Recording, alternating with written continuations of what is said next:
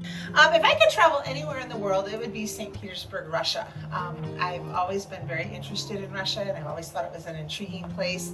When I was a little girl, the Cold War was still going on, and Russia was a bad place. All the bad people lived in Russia, and I kept thinking that probably the ordinary people were okay, and I always thought it would be cool to go there. And then later on in life, I learned a lot about Tsar Nicholas II, who was the Tsar that was killed with his family, and kind of studied some of that, and I like it, and I think it's interesting stuff. So I would like to go there and see some of those sites. A favorite quote that I live by, well, one of them is just to be kind to everyone. And I don't know if it's a quote by who, but it's just out there in the world. And our world is suffering from lots of unkindness. And it's something I try to do. I don't always succeed, but that's something I try to do. And then another quote, which is a little more funny, is from The Sound of Music, which is my favorite movie. And it says, the Captain von Trapp is talking to the guys, the Nazis who'd come to arrest him, and they didn't ask each other the questions that they probably should have asked each other.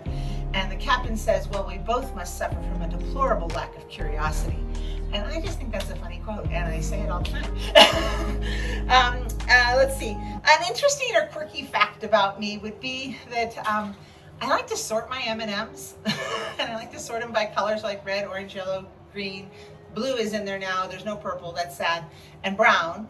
And I put them in an order so that they're graphed, basically, and then you eat the longest line first and work your way up until everybody's even. And then, of course, you always go from brown to red. You never start with red and go to brown. So that's kind of one of those quirky little things about me, I suppose.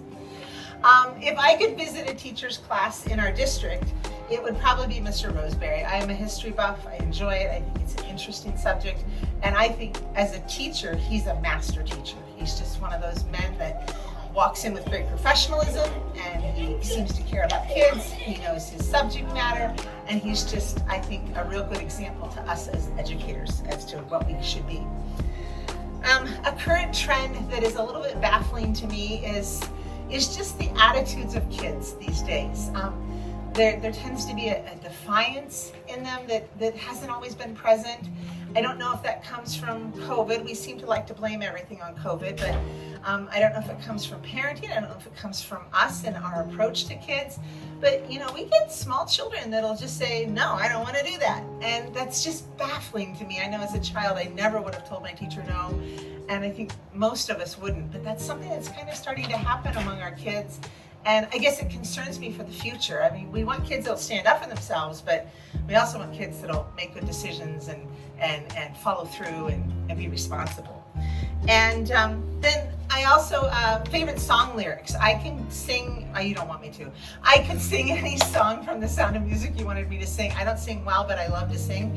I know most hymns that are in the hymn book and that sort of thing in a pretty traditional setting. And right now, our current favorite in our room is On Top of Spaghetti. So we've been singing that every day for a couple of weeks, and they just think that's the best song, and it's a fun song to sing too. So, yeah, thank you.